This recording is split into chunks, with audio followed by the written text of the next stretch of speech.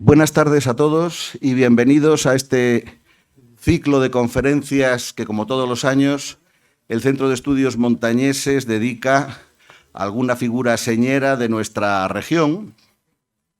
En este caso, en este año 2022 le ha tocado a la figura de Leopoldo Rodríguez Alcalde, a la que queríamos de alguna manera reivindicar porque fue alguien sumamente célebre y conocido en Santander a lo largo de un montón de años y, sin embargo, pues a raíz de desaparecer del mundo, pues como que se ha ido olvidando su figura para las generaciones nuevas, por lo menos, no para los que le conocimos.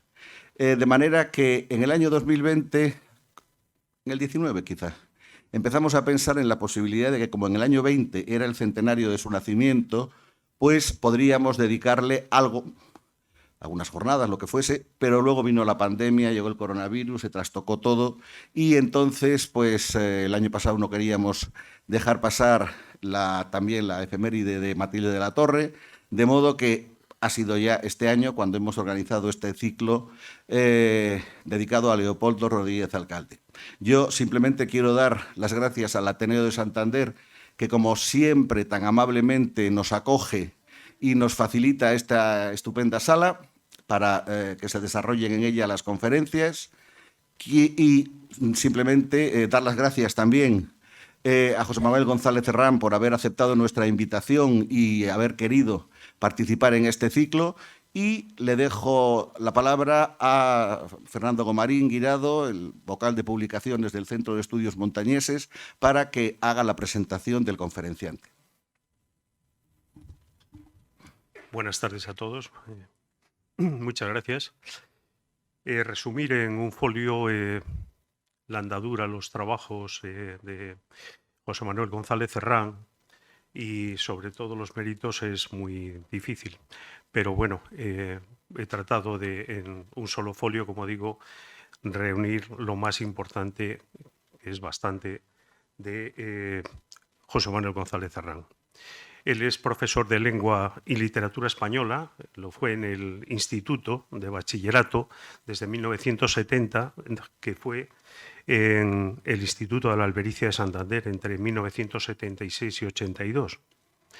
Es profesor titular y catedrático de Literatura Española de la Universidad de Santiago de Compostela, en la que actualmente es profesor emérito.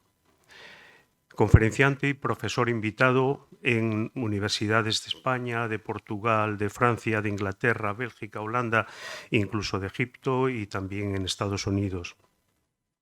Sus campos preferentes de investigación son la literatura de los siglos XVIII, XIX y XX, Fernández de Moratín, Rosalía de Castro, Pereda, Pardo Bazán, Clarín, Galdós, Méndez Pelayo, Palacio Valdés, Valle Inclán, José Hierro, José Luis Hidalgo, Álvaro Pombo, Antonio Muñoz Molina, en fin, una amplia lista de personajes que ha estudiado en profundidad la obra. La poesía española contemporánea, con especial dedicación a la poesía en Cantabria de los años 40, 50, 60 y 70. De ahí también su interés por Leopoldo Rodríguez Alcalde, al cual ha dedicado también estudios, trabajos y muchos artículos. Y la literatura también del exilio, con las relaciones entre el cine y la literatura. Ha presentado más de 140 ponencias y comunicaciones en congresos internacionales, publicando más de 45 monografías, ediciones críticas, prologadas y anotadas de textos literarios, volúmenes colectivos, unos 120 capítulos y artículos en volúmenes colectivos, más de 100 artículos, 50 notas breves y 30 reseñas de prestigiosas revistas españolas y extranjeras de su especialidad. Ha organizado también y dirigido varios congresos internacionales y cursos de verano, entre ellos alguno en la Universidad Internacional Méndez Pelayo. Codirector de la edición de obras completas de Pereda, coeditor de las obras completas de Pardo Bazán, director de un grupo de investigación sobre Emilia Pardo Bazán en la Universidad de Santiago, que ha llevado a cabo varios proyectos de investigación financiados públicamente entre 1994 y 2016.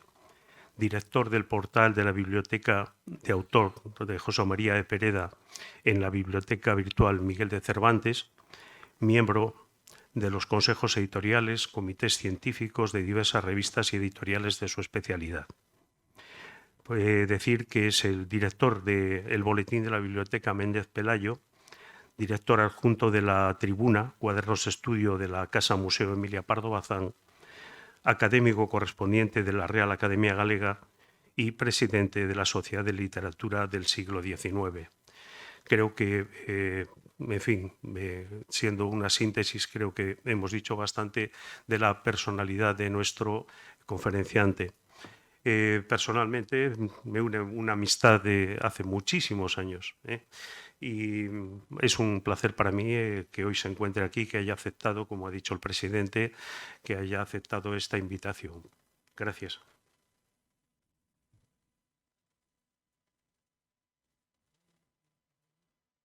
Señoras y señores, queridos amigos, veo entre el público caras muy conocidas y queridas desde hace muchos años.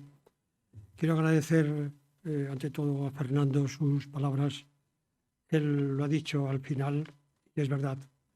Esos muchos son más de 60 años desde que nos conocemos, porque fuimos compañeros de colegio, de niños. Entonces, ya desde entonces nos conocemos. Luego, la vida nos ha llevado por distintos derroteros y nos hemos reencontrado muchas veces. Yo creo que nunca pensamos entonces que nos iban a llevar la vida por los libros y por la literatura, aunque algo nos gustaba leer entonces. Gracias, Fernando, por tu presentación y por las gestiones para que hable aquí. Muchas gracias a todos ustedes por su presencia. Y ante todo, permítanme que declare mi satisfacción al ocupar una vez más la prestigiosa tribuna del Ateneo de Santander. Creo que esta es la quinta vez que lo hago, desde unas lejanas conferencias ya en el 81 y el 82, las conferencias sobre Pereda, cuando el Ateneo ocupaba la sede de la Plaza Porticada, donde, por cierto, tantas veces oí conferenciar a Rodríguez Alcalde, especialmente sobre pintura, pero también sobre literatura. Por ello, es muy grato para mí hablar de nuevo sobre la poesía de nuestro recordado y admirado Polín en este ciclo con el que una institución cultural y científica tan prestigiosa como el Centro de Estudios Montañeses ha organizado para recordar y homenajear 102 años después de su nacimiento al inolvidable Leopoldo. Doblemente agradecido, pues, al Centro de Estudios Montañeses, representado aquí por su presidente y por Fernando, doblemente agradecido primero por la oportuna y justa iniciativa de recordar y homenajear a Leopoldo, y también agradecido porque hayan pensado a mí para abrir este ciclo. Una generosidad y un honor que agradezco muy sinceramente. Me importa declarar, aunque algunos ya lo sepan, quizá, y Fernando lo ha recordado, que me he ocupado varias veces de la obra poética de Rodríguez Alcalde, tanto en artículos en la prensa diaria, revistas literarias o en antologías, como en intervenciones públicas. Entre ellas recuerdo dos presentaciones de libros suyos. En la primavera del 82, su libro Jugando la vida, y en septiembre del 96, su traducción del libro El poeta demente. Pero sobre todo, y es muy pertinente decirlo en esta sala, me importa evocar la presentación en enero del 2008 del libro de Mario Crespo, La esfera de la dicha, el primero y el más completo hasta ahora estudio y antología sobre la producción poética de Leopoldo Rodríguez Alcalde. Y como el tiempo no ha hecho sino confirmar mi interpretación y valoración de aquella obra poética, quiero recoger aquí algo de lo que escribí como prólogo en su última antología, Canciones para una biografía, de 1995. En la generación poética que surge en Santander en torno a la revista Proel, Hidalgo, Maruri, Hierro, Salomón, Gago, etc., Leopoldo Rodríguez Alcalde ocupa un lugar especialmente significativo. Al iniciarse en el año 43 la aventura de aquella revista, aparece vinculado al grupo fundador.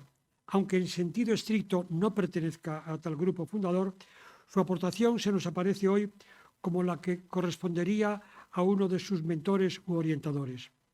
En efecto, pese a compartir la juventud de sus colegas, todos estaban en torno a los 24, ninguno los sobrepasaba, Leopoldo se ocupa de tareas que suponen un cierto grado de solvencia reconocida, antologías y traducciones de poesía extranjera, crítica.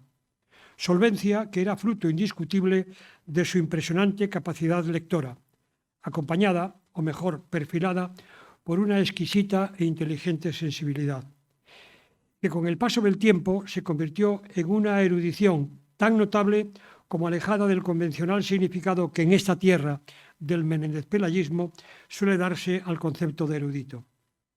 Quizá por eso, y por su copiosa producción como estudioso de la literatura española y extranjera de nuestro siglo, como conferenciante y como crítico de arte, Leopoldo ha quedado configurado como el crítico del Grupo Proel, lo que, sin ser falso, es incompleto, porque la dimensión más personal, más auténtica y más vocacional de su obra es precisamente la poética. Relativamente tardía en comparación con la de sus compañeros de grupo, la publicación de su primer libro de versos, Viernes Santo, de 1951, su obra lírica se prolonga, con dilatados silencios editoriales, que no de creación, a lo largo de los años 60, 70, 80 y 90, mientras la mayor parte de aquellos poetas, tras la brillante eclosión del primer momento, fueron apagando sus voces, con la excepción bien sabida de José Hierro y de Julio Maruri. Rodríguez Alcalde se convirtió así en el eslabón que impedía la total ruptura generacional en la lírica de Cantabria posterior a la Guerra Civil. Y ello porque no solo se dedicó a mantener amorosa y fervientemente encendida la llama de su antorcha lírica, sino que consiguió, mediante el magisterio de su obra, su ayuda y generoso consejo, que, como quiere el tópico, aquella antorcha continuase su relevo hasta las promociones más recientes. Díganlo, si no, tantos escritores, jóvenes o no tan jóvenes, que si son medianamente agradecidos, reconocerán lo mucho que deben a Leopoldo, a sus consejos, a sus lecturas o a su riquísima y siempre abierta biblioteca. Pero con ser importante ese papel, que sin exageración ninguna me atrevo a calificar de histórico, la lírica de Rodríguez Alcalde destaca además por su carácter absolutamente personal e inconfundible dentro de aquel grupo. Si tuviéramos que señalar cuál es el timbre que en la polifonía proelista corresponde a la voz poética de Leopoldo, destacaríamos ante todo la notable riqueza y variedad de sus registros. Variedad no solo temática o argumental, sino también de tono y lenguaje, de actitud y estilo, aunque manteniendo siempre una radical unidad de concepción poética, que dota a su copiosa producción de una inconfundible personalidad. Hay en la poesía de Rodríguez Alcalde un talante hondamente religioso, que sin estar nunca ausente de su obra, se manifiesta en un poemario de 1951, Viernes Santo, y más todavía en La columna y el vértigo, publicado en 1989, aunque escrito 20 años antes, en el 69. Pero al lado de todo ello, y sin que se produzca la menor incoherencia, podemos encontrar también otra beta no menos sincera, la del sarcasmo aparentemente cínico y desilusionado que rezuman ciertos poemas de La ceniza en la frente, de 1961, y que contrasta con la visión triste, pero cordialmente compasiva, de ciertos tipos humanos que encontramos en Rostros del día y de la noche, de 1987. No podía faltar en quien dedicó una gran parte de su vida a conocer, gustar, estudiar la obra y explicar la obra de arte, el cultivo de la poesía de esa semática, preferentemente referida a la pintura, en el libro Ante algunas imágenes, de 1978, o en la recreación de ciertos mitos y motivos culturales, algo también obligado en tan apasionado e infatigable lector, de lo que es una excelente muestra, un librito acaso no suficientemente valorado que se tituló La estela del buque fantasma, de 1981. Frecuente es también en su lírica el canto a la belleza de los cuerpos, que va desde el erotismo pagano de la tan bellísima como insólita Melodía del mármol, publicado en 1982 con una segunda edición muy aumentada del 89, a la sensualidad entre doméstica y lasciva de la sonrisa ante el espejo, o la más desgarrada de Llama sobre el lienzo, de 1986. Pero la constante más sostenida a lo largo de su biografía poética es la vena amorosa, manifestada con notable variedad de tonos. Las evocaciones de juventud, amor y amistad, teñidas de ingenua ternura en el cancionero de Monte Corbán, más melancólicamente distanciadas en Nocturno de otro país o Un silencio de todo el alma. La sangrante confidencia pasional y dolorida de La ceniza en la frente, de 1961, libro que ambiciona una total expresión de la experiencia erótica, la sublimación del goce carnal, el infinito deseo de comunidad amorosa, la desesperación del fracaso definitivo, temática y tonalidad que encontramos matizadas por una distanciada melancolía en la sombra del espejo. Pero por encima de todas esas voces resuena otra que, sin apagarlas, las asume para configurar la dimensión más personal de su autor y acaso el motivo central de su poesía. La voz que reivindica el sentido primitivo y original del quehacer poético. Esa doliente aspiración o inalcanzable misión de descubrir, captar y expresar la belleza que no todos ven, el paisaje, los cuerpos, el tiempo, de la que hay muestras espléndidas en algunos poemas de La invisible frontera, de 1954, o Playa de octubre, de 1961. Y todo ello mediante un lenguaje que hace gala de una envidiable maestría formal, precisión léxica, rica adjetivación, imaginería metafórica de poderosa capacidad evocadora, exquisita musicalidad melódica y rítmica, el gusto por el beau verse, por el bello verso, que se manifiesta sobre todo en esa envidiable soltura en el manejo del alejandrino, consecuencia indudable de su familiaridad de lector y de traductor con la mejor lírica francesa. Pero también, y sobre todo, pasión, dolor, alegría, angustia, humor, sensualidad, ternura, sarcasmo, piedad. En suma, la vida de las gentes y la vida del arte que palpita en los versos de Leopoldo Rodríguez Alcalde, poeta, uno de los grandes poetas de Cantabria. Hasta aquí mi visión de conjunto de su producción poética, una obra que, como recordé al principio, ha sido excelentemente analizada en La esfera de la dicha de Mario Crespo, monografía y antología tan insustituible como obligada para quien pretenda acercarse a la poesía de Rodríguez Alcalde.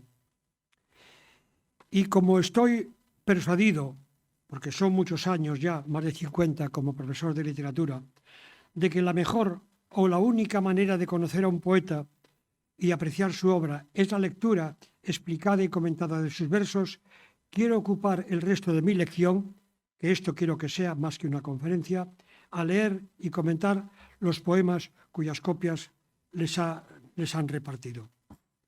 Parto de un dato que he comentado más de una vez porque estoy persuadido de su indiscutible verdad. Para Leopoldo, escribí en la nota necrológica que firmé en el diario Montañés el 26 de agosto de 2007, para Leopoldo la biografía estaba hecha de versos, los suyos y los ajenos, porque para él la poesía era su vida.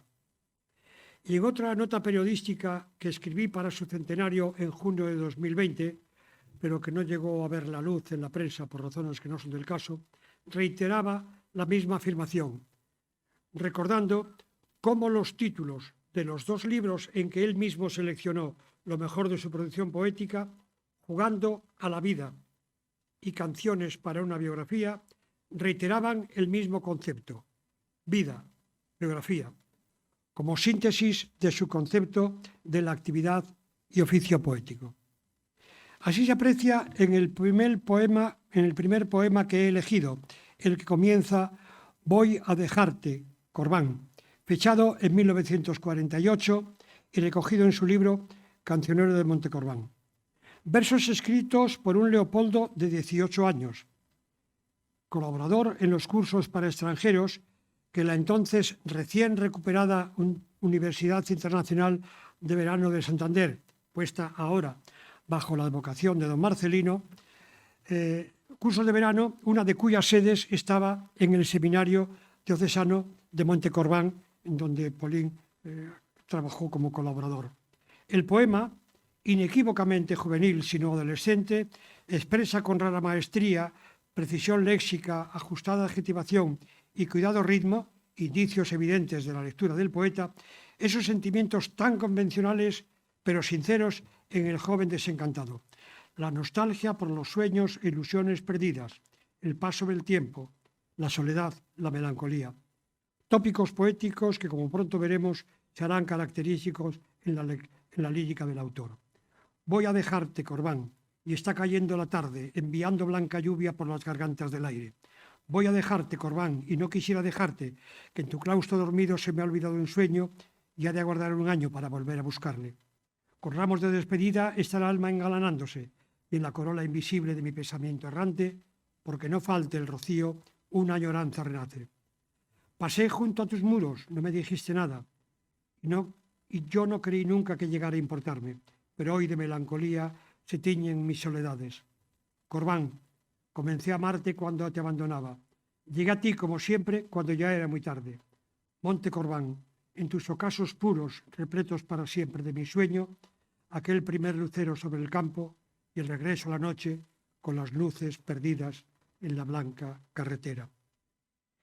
De su segundo libro, La invisible frontera, publicando en el 54, y que es el más representativo de la primera época de la poesía de Leopoldo, he seleccionado 5 textos que muestran ya la madurez del autor y su vinculación al grupo por él, especialmente con algunos de sus miembros.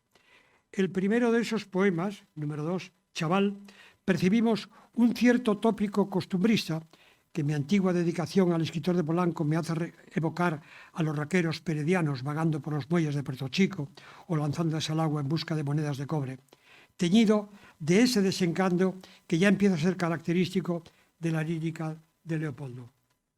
Comparo a veces a mi alma con un chiquillo de mi tierra, la misma burla para todo, el mismo pan de sol y arena, la dicha de sentirse inerme ante el ensueño que se acerca, el bronco éxtasis vibrante cuando se agita la galerna, y la voz agria que se ríe del dinero y de la miseria. También yo voy entre las rocas a buscar conchas como estrellas. También acerco a mis oídos un caracol de voz eterna, y me gusta oír cómo rompen con chasquido de leves perlas las olas de la fantasía en la playa de mi tristeza. También yo vago por los muelles cuando la tarde azul se vuelca sobre los montes pensativos que en la bahía se reflejan, y me lanzo al agua del mundo en las noches de brisa quieta para atrapar ansias, sonrisas, triunfos, canciones y promesas, que son solo discos de cobre para engañar a los poetas. Me divierte pedirle lumbre al sol, que nunca me contesta, y como un chaval descarado que se pasa las horas muertas en el muelle de Puerto Chico, viendo llegar a las parejas, mi alma está seria y guasona en el puerto de mi pereza, viendo a los barcos de la vida y recontando sus banderas. Dije antes que en este libro se evidencia la pertenencia de Rodríguez Alcalde al grupo de Proel, más próximo temática y estilísticamente a la poesía de Carlos Salomón o de Julio Maruri que a la de José Hierro o José Luis Hidalgo. Tal vinculación resulta evidente en el poema Memorias de un poeta, larga composición de la que, por cierto, conocemos 2 versiones notablemente diferentes, tanto que me atrevería a considerarlos como 2 poemas distintos con idéntico título, según que lo leamos en cada una de las 2 antologías que preparó el propio autor, Jugando a la vida o Versos para una biografía. No puedo detenerme aquí a explicar, ni menos a apuntar las razones de tales diferencias, de modo que me limitaré a leer 3 de sus varias estancias, 5 en un libro, 4 en el otro. La primera de ellas, numerada como 4 en Jugando a la vida, comienza con el verso «Cómo resbala el tiempo en nuestra frente» y constituye un dolorido recuerdo del primer poema con sutiles alusiones al maligno desdén que encuentro todos al hablar de los triunfos del amigo que llamamos hermano en nuestras almas y que enfrentan a su propio oficio. Cómo resbala el tiempo en nuestra frente. Nuestro verano anuncia los racimos de octubre con sus canas prematuras y el cansado fulgor de la mirada. Hoy que te hablo, como a tantos otros hermanos míos, del primer poema, siento que me rodea la garganta con tenaza sutil el desengaño. ¿Por qué anticipas el sabor amargo de las frutas del mal que no probaste? ¿Qué maligno desdén encuentro en todos al hablar de los triunfos del amigo que llamamos hermano en nuestras albas? Tengo miedo de oírte. Si la vida te entregó ramos de fecundas flores, ¿por qué te empeñas en buscar espinas en los bellos manojos que destrozas? Si yo pudiera, con mi voz de años, devolverte tu trémula inocencia, comunicarte un poco de alegría, de esta alegría que orgulloso guardo por encima de todos los dolores, será una ley fatal, pero no puedo resignarme a los pasos implacables. Y quisiera seguirte hablando, amigo, hasta hundir en tu alma esta serena plenitud de vivir, esta confianza en Dios y en la belleza de la vida, este poner la sangre en un poema, que habrá de ser mi malo por ser mío, pero que es mi razón y mi esperanza, antorcha alzada al viento de mi júbilo. Las otras dos estancias que elijo de este poema son las que abren, numeradas como 1 y 2, la versión en canciones para una biografía. En la que comienza con el verso «¿Qué no daría por sentir de nuevo?», el yo lírico parece lamentar aquella sensación de plenitud ya perdida con la que proclamaba su estrenado oficio, aún deficiente, pero colmado de ilusionado orgullo. ¿Qué no daría por sentir de nuevo aquella sensación de ser el amo, la ilusión orgullosa que te henchía al decir a ti mismo, soy poeta? Y el mágico rubor, la angustia cándida con que enseñas a otro aquellas líneas, donde pusiste tanto de tu alma, sin cuidar demasiado de un acento, sin ocuparte de medir las sílabas. Un verso de otro nombre recreaba el mundo en vuestras voces, y un latido nuevo brillaba en tiernos corazones con el eco del ritmo más amado. El otro fragmento, que comienza «La juventud corría», cada verso, comparecen los nombres de algunos compañeros de aventura, algunos fácilmente identificables. José Luis es Hidalgo, sin duda, Alejandro puede ser Alejandro Gago o Alejandro Nieto, Manolo es Manolo Arce, y reaparece el querido escenario de los veranos en Montecorbán. La juventud corría, cada verso era fugaz resol de nuevo estío, sin guardar nunca augurios del otoño. Atardeceres junto al mar callado en la dulzura azul de los crepúsculos, con versos en el alma y en la boca.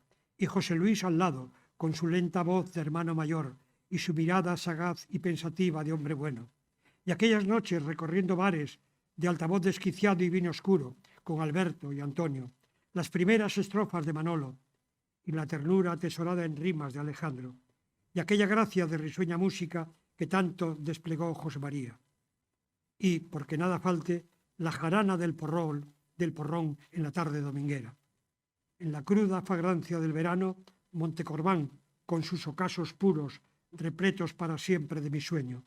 Aquel primer lucero sobre el campo y el regreso a la noche con las luces perdidas en la blanca carretera. Versos que repiten los que ya escribió en el poema número 1 de esta selección. Del poema en 4 partes, Toda la tarde es alma, en el mismo libro, selecciona el fragmento que comienza «Yo quise ser poeta, ya ves, y no lo he sido». Categórica proclamación que ya hemos oído antes y reiterada en otros versos del autor, pero aquí no es sino una de sus varias aspiraciones insatisfechas. Insatisfacción que concluye, sorprendente, con el verso «Ya ves, estoy contento». Leo. Yo quise ser poeta, ya ves, y no lo he sido. Yo quise serlo todo, ya ves, hoy saboreo la gloria inmarcesible de no haber sido nada. Yo he buscado jadeante el amor y no supe más que romper delicias que estrujadas quedaron y ensangrentar mis labios con besos imposibles. Quise acercarme al sol, ya ves, y tengo frío. Quise reír de todo, ya ves, y mi mirada traiciona en este instante no sé qué bondad lívida. Soñé con conseguir cuanto mi vista abarca, y ya ves, hoy no cambio todo el oro del mundo por el brillo pequeño de mi grano de arena. Yo creí que la vida era encanto, era carne, y supe que era fuego, y llantos, y ceniza. Yo creí que en mi impulso la alegría habitaba, y sufrí como un loco. Ya ves, estoy contento. El último poema que he seleccionado del libro de 1954 es el titulado La noche del sábado. Uno de los suyos que prefiero, y sé que a él le gustaba esa preferencia mía. Es lástima que su extensión, más de 200 versos, nos impida su completa lectura y comentario detenido. Pero es posible hacernos una adecuada idea de su valor y sentido con su primera parte, la que comienza con el verso «He cobrado esta tarde la paga extraordinaria». Una declaración tan aparentemente prosaica que nos sitúa ya en una estética próxima a la llamada poesía social, tan cultivada en la España de los años 50 y 60. Sin que podamos ascribir ese poema a aquella escuela, no es un poema social, no está muy lejos de aquella estética enumeraciones como esta de las cosas que se pueden comprar con la paga del sábado. Una pelota para el niño, ese collar barato que alegre la hermosura tímida de la esposa, poner una suela de goma a los zapatos. Leo. He cobrado esta tarde la paga extraordinaria que rebaña el demonio con sueños que sobraron. Puñado de monedas con que mi fantasía compra sus disparates en los mejores saldos. Víspera de domingo. Muchos hombres honrados que, como yo, lograron un poco de dinero, piensan en tantas cosas que se venden a plazos, en un pequeño objeto que ponga en su existencia la deseada fragancia de su mínimo encanto. Una pelota para el niño, ese collar barato que alegre la hermosura tímida de la esposa, o poner unas solas de goma a los zapatos. Dejémosles que gocen, porque ellos también aman. Amemos como ellos, porque también soñaron. Que algunos en el cine murmuran, ¿quién pudiera partir en ese barco hacia playas floridas, veladas por el iris vibrante de los pájaros? La mujer a su lado piensa, ¿qué cosas dices? Y como cuando novios, acaricia su mano. Víspera de domingo. Hasta la madrugada cantarán los borrachos. Dejémosles que canten, porque también sufrieron. Choquemos nuestras copas, porque yo también canto. Acabo de cobrar mi paga extraordinaria y me alegro de haberte encontrado. Te convido a unas copas. La calleja se enciende con sus tascas de sombra, sus gritos y sus jarros. Comencemos la noche, con su estela de risas vibrando en un lucero, con su luz descarada de farol y de cántaro. Una luz insensata se asoma a los aleros y para maquillarse se contempla en un charco, como aquella chiquilla de los pelos revueltos y los ojos gitanos. Ay, qué clara es la luna sobre el césped y el agua, y qué clara de bruja tiene sobre el tejado. Comencemos la noche, que a lo mejor acaba en la comisaría. Cógete de mi brazo. No te inquietes si sientes la frialdad de un viejo, que todos son diabluras de la noche del sábado. Del siguiente libro de Rodríguez Alcalde, Playa de Octubre, he seleccionado un breve poema, algo infrecuente en su producción, No me escuches, amigo, que acaso sea uno de los más pesimistas o desengañados entre los suyos. Solo hay una cosa que puede evitar el sufrimiento, la solidaridad amistosa. Dice, no me escuches, amigo. No me escuches, amigo, si digo que la tierra es un pozo de sombras y el amor un martirio, que la vida es un cepo de dolor y de guerra, que es mentira todo y que todo es delirio.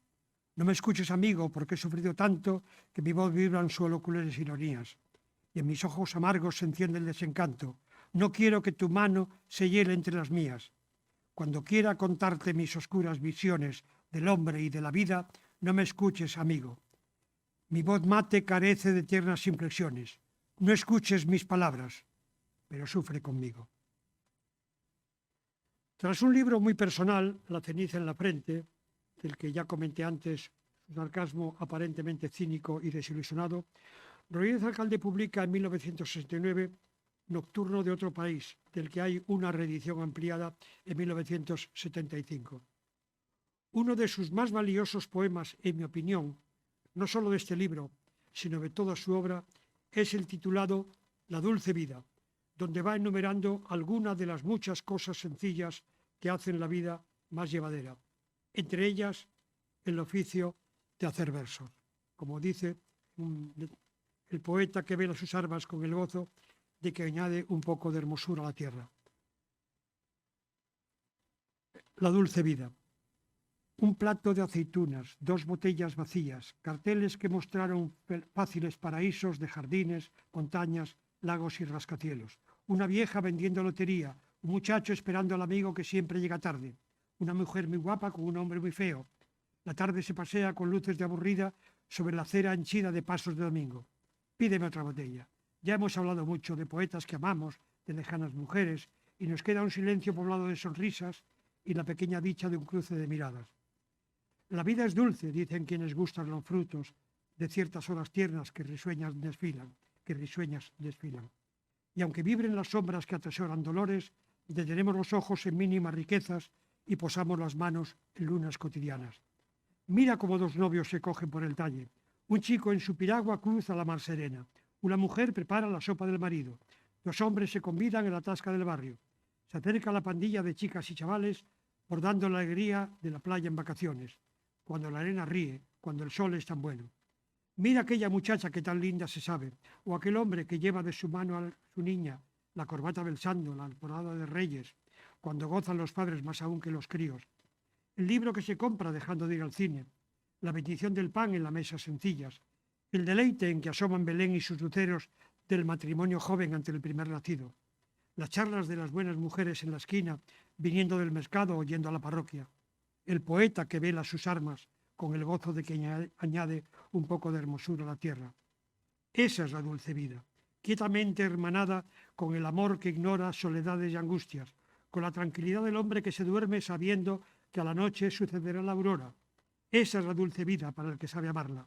La existencia reserva sus más ardientes dones, regalo de perenne y humilde Nochebuena, como el que recibimos esta tarde, charlando de pequeñas historias, con palabras vulgares, como hablan los amigos bajo la faz del cielo. Al año siguiente, 1970, publica La derrota de las horas, del que he escogido el poema Al acecho siempre, muy representativo también de esa veta confidencial tan frecuente en su obra.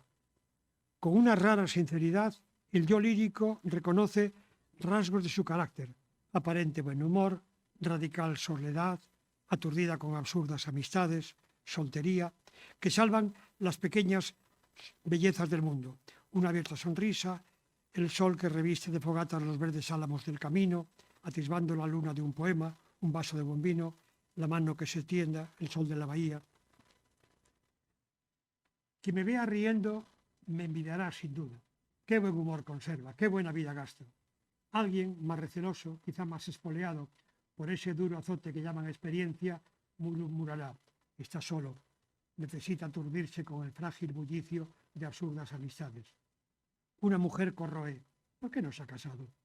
Y yo, curtido en hondas tristezas y en celestes alegrías, viajero de tantas noches claras, comprendo que es difícil compaginar el lento puñal de una mirada con la cándida fuente de una abierta sonrisa, panal de la ternura. Sé que es posible todo. La amargura convive con la corriente fría del manantial cobrado allá en las horas dulces, cuando el sol revestía de fogatas los verdes álamos del camino.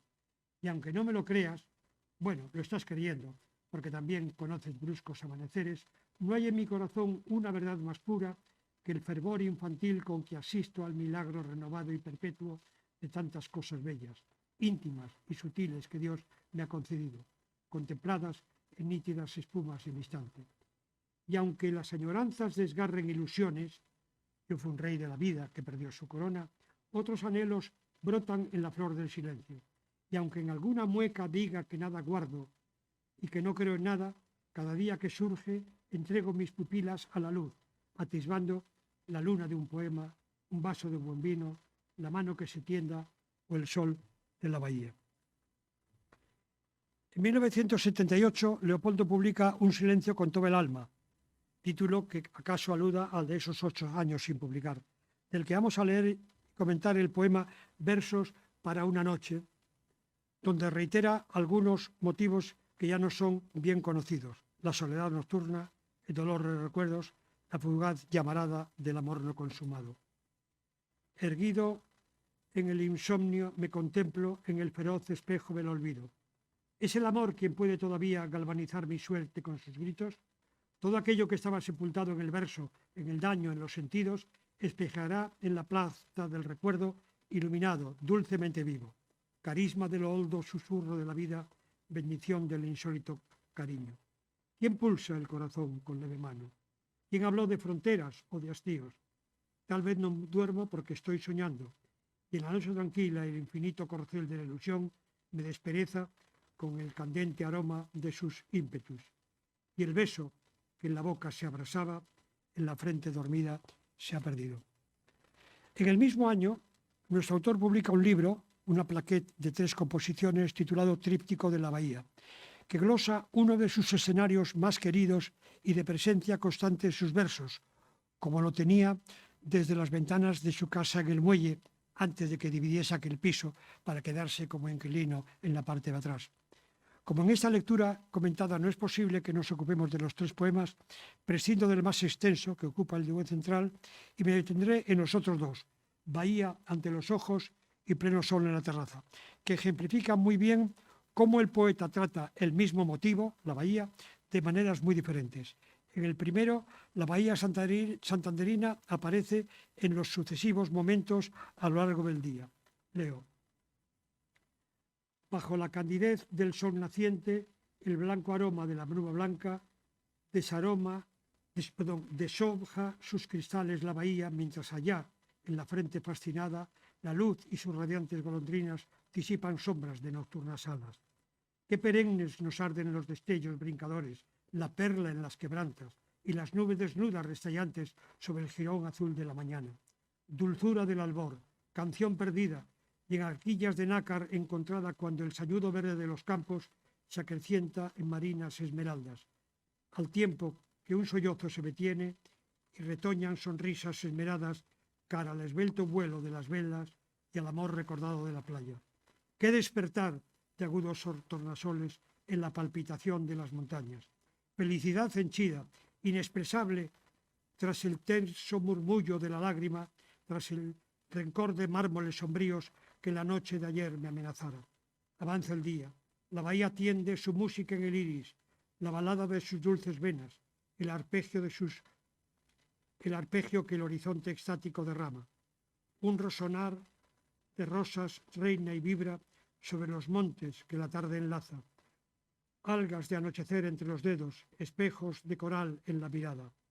Arde en diamante el verso y es la vida quien macera una voz en la garganta. La melodía de la mar entrega la inocente pasión, la risa alada, el clavel de aquel verso y el retorno del ocaso de arena que atenuaba frescura de los sueños, silenciosa canción en torno a mí acariciada. Dulce hoguera de impávidas violetas, llena de terciopelos y naranjas, estridor de frambuesas, quemaduras de futuros luceros en el agua, bahía en el poema y en los ojos, meta de un enigmático argonauta. Colma de atardeceres mi sonrisa, abre espuma y azar en mi esperanza, y cuando en ti la noche se sumerja, dame tu encarnación de luna clara. El otro poema, Pleno sol en la terraza, elige un momento concreto de la jornada, oro en torno, clamor de melodía, para dibujar o evocar una silueta amada. Oro en torno, clamor de mediodía en las primeras dianas de la tarde. Sol tranquilo posándose en tus hombros, viéndose en tu mirada, acariciándote con sus dedos de brisa, enardeciendo azules rosas en el mar del aire. Flor tostada y desnuda en la terraza. Crisol donde el ensueño se comparte y el hondo crepitar de una sonrisa y la infantil guedeja sobre el cáliz ardido de la frente y el misterio brotando en las hogueras del paisaje. Fresca es la llama, fúlgido el reposo. El raudo sol de estío nos invade, convirtiendo en silencio y en poema todos los recovecos de la sangre. Y el agua, allá a lo lejos, nos anuncia una florida insurrección de nácares. Como antes recordé, en el 1982 la Institución Cultural de Cantabria publicó una primera antología de los versos de Rodríguez Alcalde, preparada por él mismo bajo el título Jugando a la vida. Libro que tuve el honor de presentar en presencia del autor y del consejero de Cultura del Gobierno regional entonces. El acto tuvo lugar en una de las salas de lo que se llamaba, en aquel momento, Museo Municipal de Bellas Artes, que dirigía otro buen amigo y también entrañable para Polín, Fernando Zamanillo. Era la primera vez que yo tenía la oportunidad y el honor de hablar en público sobre la poesía de alguien tan admirado y querido, con quien manteníamos, mi mujer y yo, frecuentísimo trato, con inolvidables conversaciones sobre literatura, cine, arte, amigos, historias. Recuerdo que aquella presentación mía se redujo a comentar, en forma de reflexiones y preguntas en voz alta, algunas de las dudas que los poemas me sugerían, dándole ocasión al autor para que con sus respuestas desvelase circunstancias o claves, las que quiso descubrir de sus versos. Así lo hizo, y en mi memoria ha quedado la presentación de aquel libro como una de las más gratas entre las dos pocas que he llevado a cabo.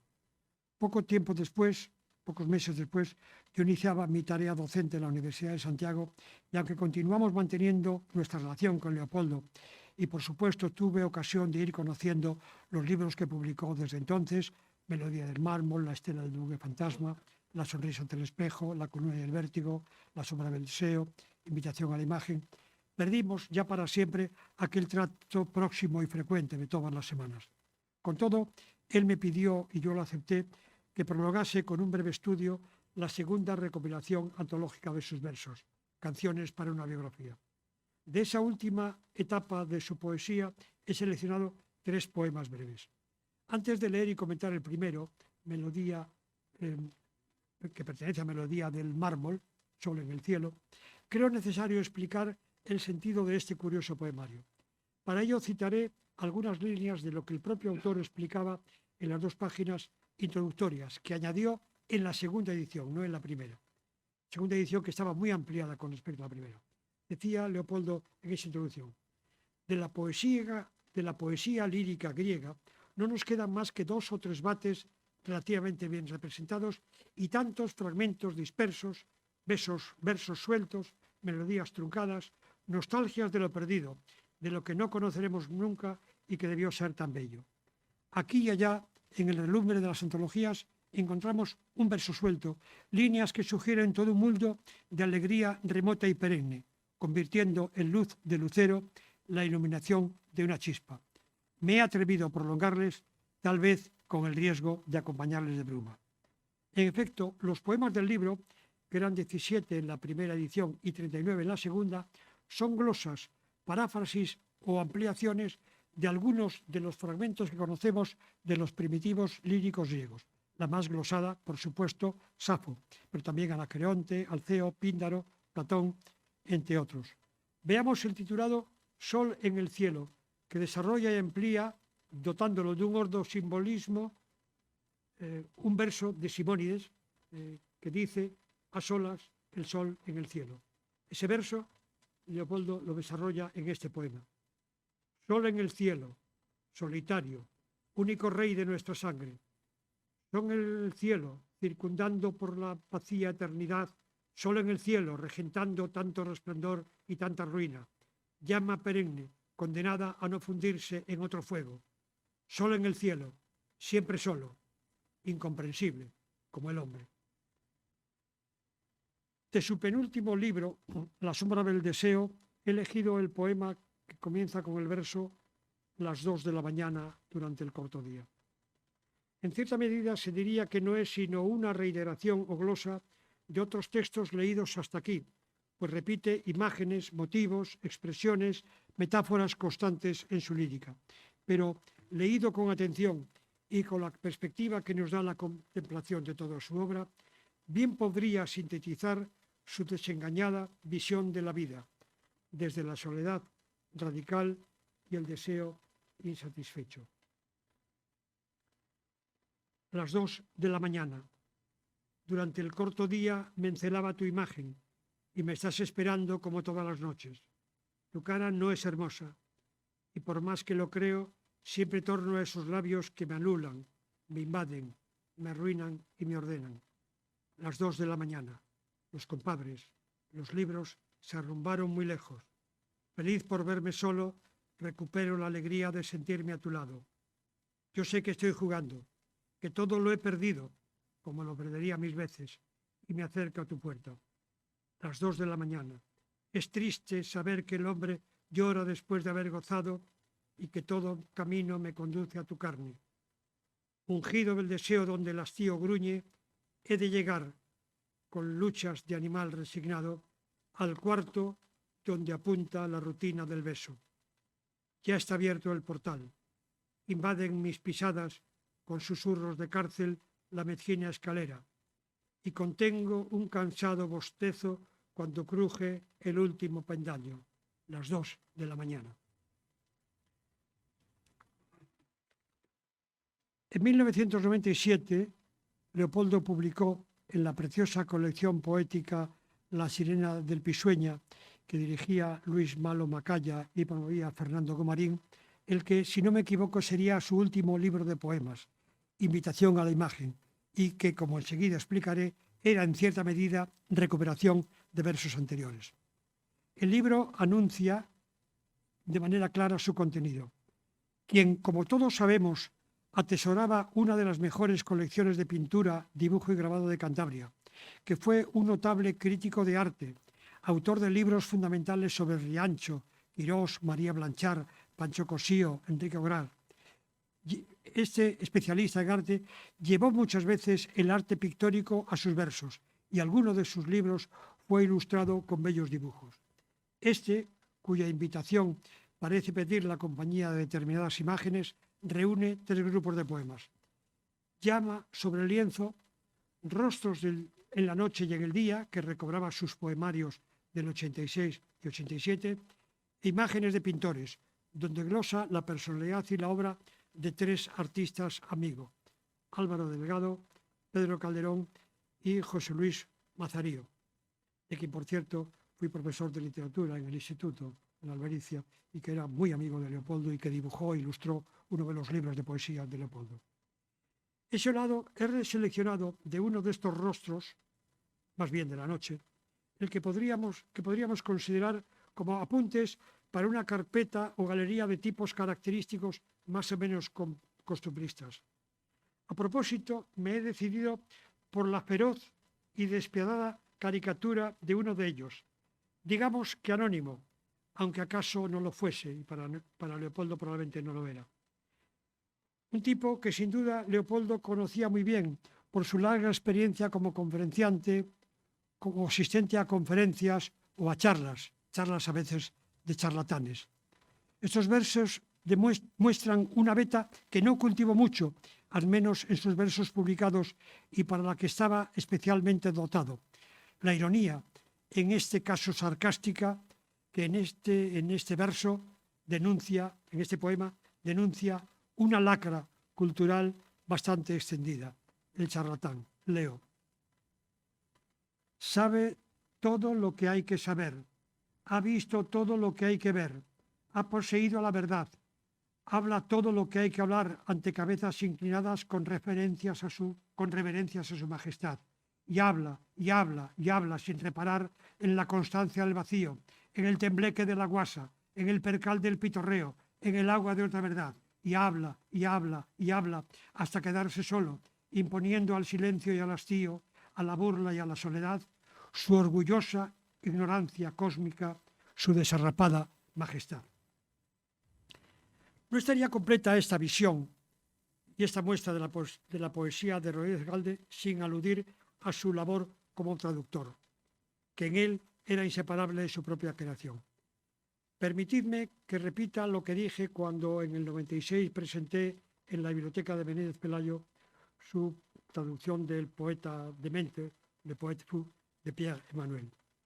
Rodríguez Galde fue tan espléndido traductor como poeta, si es que hay gran diferencia o alguna diferencia entre ambas facetas de su escritura. Sospecho que pese al indudable mérito que entraña, tal vez sea esa la actividad menos conocida y valorada de la suya. Desde su juventud proelista, Leopoldo cultivó esa actividad con tal acierto que uno de sus compañeros de grupo, nada menos que José Hierro, escribió a propósito de la antología de poesía francesa que Paulin preparó y tradujo en 1950. Cito a José Hierro. Es fácil traducir un concepto claro y determinado, pero se necesita una elevada dosis de espíritu creador, se necesita ser poeta para verter al propio idioma un poema, conservando la poesía del original, conservando eso que está más allá del ritmo, de la ritma, de la imagen, eso que es sustancialmente la poesía misma, aunque ninguno sepamos dónde se halla. Leopoldo Rodríguez Alcalde conserva lo que hay entre palabra y palabra, lo inefable, lo auténticamente vivo. Pasa con la poesía lo que con las ruinas, cuya belleza reside no solo en las piedras, sino en los jirones de azul y en las rosas de hiedra que las unen.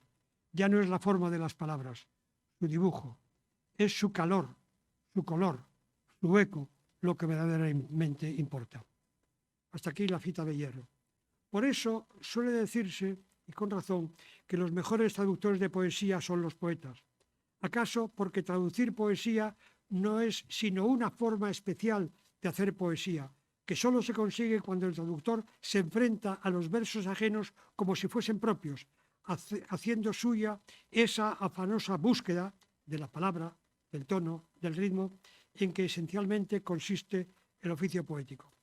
Como muestra, he elegido una breve rima de Miguel Ángel Buonarroti, tan genial poeta como escultor y pintor, que Leopoldo tradujo en 1987 para una edición promovida por el llorado Rafa Gutiérrez Colomer, que no llegó a publicarse, y que luego recogió en su libro Tres poetas, tres entusiasmos, de 1995, donde reunía versiones suyas de poemas de María Estuardo, de Miguel Ángel y de Caterine Pozzi.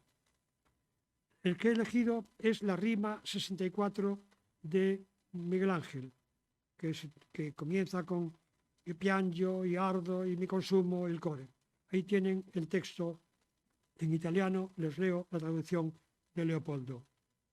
Ardo, lloro, me seco, el corazón con ello se alimenta. Oh dulce suerte, ¿quién vivir lograría de su muerte cual vivo yo de afanes y dolores? Cruel arquero, sabes bien la hora de aquitarnos de angustia y la extenuada miseria nuestra con tu fuerte mano. Quien vive de la muerte nunca muere. Tengo que concluir porque me temo que he sobrepasado el tiempo previsto para esta lección. Espero que mis comentarios a los poemas seleccionados les hayan convencido de lo que se afirma en el programa de este ciclo de conferencias. Crítico de arte y literatura, traductor de poesía, lúcido ensayista sobre el sentido de la poesía y el teatro contemporáneos, el mejor conocedor de la obra de ciertos pintores, biógrafo de nuestros escritores y artistas, cronista de la vida social santanderina, sabio conferenciante, conversador infatigable y amenísimo, estímulo para tantos jóvenes artistas que a él acudían en busca de consejo y apoyo, atento coleccionista de pinturas y grabados, generoso dueño de libros siempre disponibles para el lector amigo, el que lo había leído y de todo podía hablar, pero sobre todo, como él mismo se consideraba, Leopoldo Rodríguez Alcalde, poeta. Muchas gracias.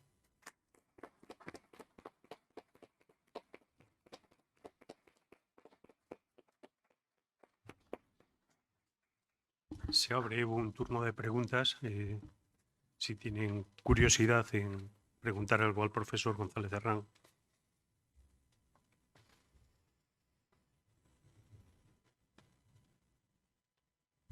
Buenas tardes. Bueno, yo lo que más quiero es agradecer lo que he descubierto en todo lo que nos has contado, de verdad, agradecértelo. Porque, hombre, yo sabía muchas cosas de ti y de tu labor en Santiago, ¿eh? Y que un cántabro haya triunfado en Santiago. Eso es muy interesante, ¿eh? Sobre todo en estos tiempos.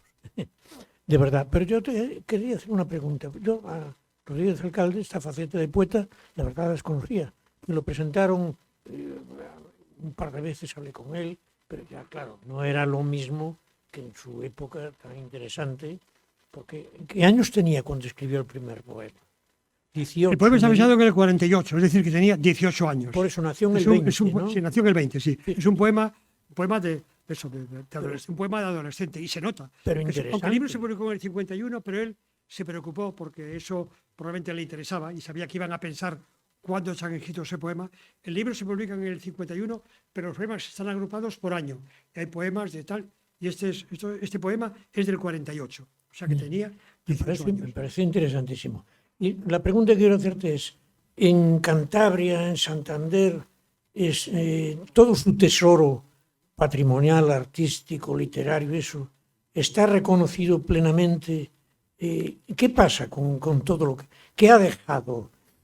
Yo es que la verdad me encuentro que hay un gran vacío aquí en este Vamos terreno. a ver. ¿Qué opinas? Afortunadamente, Gracias. él lo que más quería de todo lo suyo, más que sus libros y más que sus cuadros, estoy seguro porque lo decía, no porque yo me lo imagine o lo suponga, eran sus versos. Él se sentía poeta. Todo lo demás que era muchas cosas más, para él eran accesorios. Eran de las que vivía, de las que tenía, le llamaban para dar conferencias, pero realmente su vocación íntima era la poesía.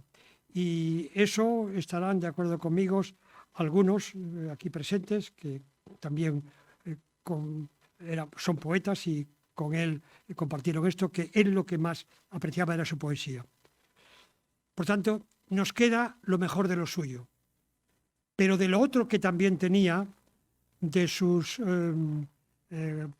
cuadros y de sus libros, yo no sé si es un atraco dirigirme a una persona que está viéndome y que está escuchándome, pero que está prudentemente escondido tras la cortina, porque tienen ustedes en la página web del Ateneo, y yo lo vi en su momento y lo he vuelto a ver en estos días, una conferencia que dio, me refiero a Tono González Fuentes, dio aquí una conferencia sobre Rodríguez Alcalde, y la última parte de la conferencia fue un auténtico manifiesto, alegato, protesta. ¿Dónde están los libros de Leopoldo? ¿Dónde están los cuadros de Leopoldo? Yo no sé si esto puede ser una invitación para que la persona aludida quiera intervenir, y si no, en todo caso, repito, lo mejor suyo para él, que son los versos, afortunadamente nos ha quedado. Los libros y los cuadros, Tono dice que sí, sí, porque además, antes, para que mientras aclara la voz y ordena ideas, voy a decir una cosa de Tono González Fuentes. Es un poeta que admiró mucho a Leopoldo, que conoció mucho a Leopoldo, que trató mucho a Leopoldo, y que, entre otros méritos fundamentales, fue alumno mío en el Instituto de la Albericia también. Ese es el mayor mérito, José Manuel. Además, no olvidaré nunca el 23, el golpe del día del golpe de Estado, estaba estudiando clase. No lo olvidaré nunca. No, la pregunta que hacen. Es que pensé, además, he llegado tarde porque pensé que era a las 7:30. Y cuando he llegado, pero bueno, los libros... Paco lo sabe también muy bien, los libros están en la biblioteca del Ayuntamiento de Santander. Los entregó en 2 lotes, uno primero que el Ayuntamiento le hizo un arreglo en la casa, en el tejado y tal, y luego el siguiente. La biblioteca que yo le conociera en alrededor de unos 15.000 libros. Y lo que sabemos es que esa biblioteca estaba en cajas. Y, digamos, me imagino que algunos de los libros sí hayan sido incorporados a la biblioteca municipal, pero sabemos que muchos estaban en cajas y tú pasabas por allí, los cogías y te los llevabas a tu casa. Me imagino que no los más valiosos, porque tenía una colección de libros franceses con ilustraciones y tal. Recuerdo una edición del Cementerio Marino de Valéry realmente valiosa. Y esas no las he vuelto a ver, pero sí sé que había cajas de libros donde tú ibas y te los llevabas, y, digamos, hacías tú tu propio expurgo. Las pequeñas cerámicas que tenía, esas creo que se las donó al Ayuntamiento de Santander y estaban, lo que yo sé, no sé si es cierto o no, pero bueno, eso es lo que dicen, estaba o lo donó al Palacio de la Madalena, pero no se sabe dónde están. Yo me temo muy mucho que estén en casa de alguien, pero eso no lo puedo demostrar, evidentemente. Y lo que sí sé es que la Universidad de Cantabria le hizo un inventario de la obra de arte que tenía, que, si no recuerdo mal, era, entre otros, Luis Azatornil, y era, si no recuerdo mal, tampoco ese catálogo lo tuve en la mano, en torno a unas 1.000 piezas. Diego Bedio Casanueva, que hablará de esto, pues probablemente sepa más al respecto, no lo sé. Y eso lo donó a la Fundación Botín. Y supuestamente lo tiene la Fundación Botín, pero tampoco se ha visto nunca, digamos, ni los cuadros ni la obra gráfica, que era, bueno, probablemente de lo más valioso de la obra gráfica. Y eso es lo que yo sé. No sé si estoy mal informado, no sé si o lo estoy bien, pero digamos que toda esa parte, libros, cuadros y cerámicas o retratos que eran estos no eran cerámicas, perdón, eran este tipo de, no me sale la palabra, de miniaturas en este material, no recuerdo cómo se dice. Esmaltes, sí, esmaltes. Todo eso, que hay muchísimas fotos de él con eso detrás, etcétera, realmente no se sabe a ciencia cierta dónde está. Pero todo lo donó al Ayuntamiento de Santander y a la Fundación Botín. No sé, insisto, si Diego sabe alguna cosa más, pero esas donaciones estaban hechas. Para completar lo que dices de los libros, un dato, cuando él donó su biblioteca a la ciudad de Santander, al Ayuntamiento, y se los iban llevando poco a poco, era la época en que yo ya estaba en Santiago y cada vez que veníamos una visita era obligada. Y alguna vez, visitándole, él tenía un afecto especial por mi mujer, era lectora, es muy lectora, y compartían algunos gustos que a mí me interesaban menos, de novela francesa, etc. Y alguna vez, dice, bueno, te regalo llévate esta novela, que es una novela muy rara que no conozco. Y decía, pero, Leopoldo, pero si has donado tu biblioteca, no puedes así. Está mejor en manos de tu mujer que a saber lo que harán con los libros en el ayuntamiento.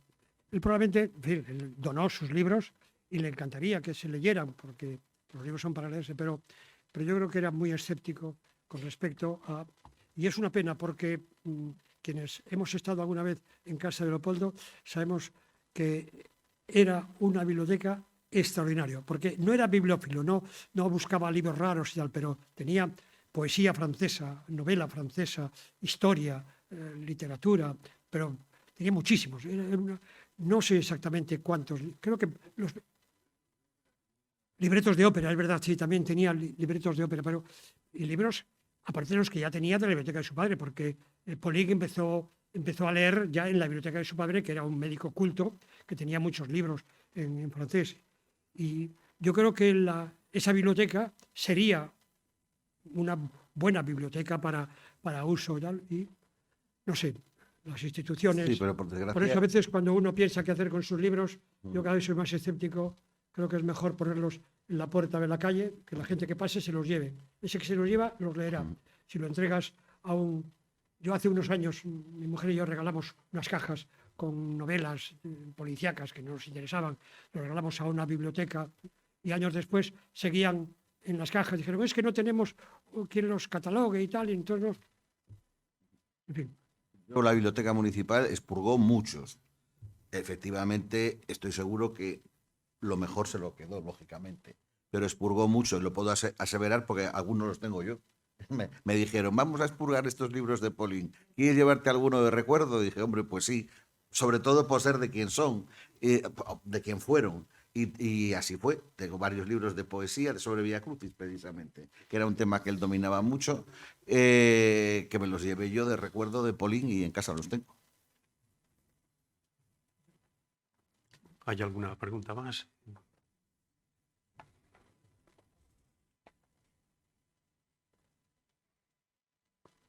Pues yo quisiera concluir solo con una reiteración, y es que la intención de esta lección, ha sido una clase de comentario de textos de un profesor de literatura, como las muchas que he hecho a lo largo de mi vida, lo que uno intenta es que después el alumno, el oyente, el que ha escuchado, como se lleva los poemas, los relea. Aquí simplemente ha sido asomarnos a unas fotos que luego en casa uno va viendo. Llévense esas hojas y léalas, y quizá eso les lleve a leer los libros de Leopoldo que merecen la pena ser leídos. Muchas gracias. Recordamos a todos que el ciclo continúa el jueves que viene, con la segunda lección que en este caso impartirá el miembro del Centro de Estudios Montañeses, Mario Crespo López, a la misma hora y, como digo, el próximo jueves. Muchas gracias a todos por su asistencia.